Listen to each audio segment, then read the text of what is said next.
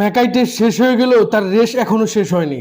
ইংল্যান্ডের সাবেক fast bowler Stuart Broad বলেছেন, বাংলাদেশ আগে টস জিতে বোলিং করলে অস্ট্রেলিয়াও 60 রানে অল আউট হতো। ফলে মনে হচ্ছে টেস্ট ক্রিকেটে এইরকম পিচ কখনোই আদর্শবান নয় এবং অস্ট্রেলিয়া সফরে বাংলাদেশের সবচাইতে প্রয়োজনীয় বিষয়টা ছিল সম্মান আদায় করা।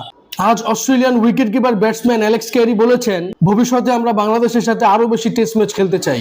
ফলে বোঝাই যায় অস্ট্রেলিয়া বাংলাদেশকে ভবিষ্যতে অবশ্যই সমীহ করবে। পাশাপাশি আফসোসের বিষয়, ইংল্যান্ড ক্রিকেটারদের যে বিশৃঙ্খলা, এটা যেন সবকিছুকে ছাড়িয়ে যাচ্ছে।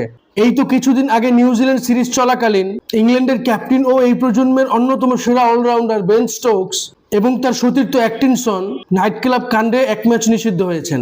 চলমান পাকিস্তান সিরিজ চলাকালীন সময়ে একই কাণ্ড করে ফেলেছেন ব্রাইডন কার্স, তিনিও দ্বিতীয় টেস্টের জন্য ছিটকে পড়েছেন।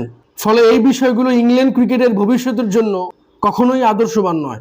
যাই হোক, গত কয়েকদিন আগে ব্যাংককে এশিয়ান ক্রিকেট কাউন্সিলের বার্ষিক অনুষ্ঠান হয়েছে। তবে আফসোস এবং হতাশার বিষয়, ভারত সম্প্রতি বাংলাদেশ সিরিজে না আসলেও 2027 এশিয়া কাপে বাংলাদেশ সফরে আসতে তারা প্রস্তুত।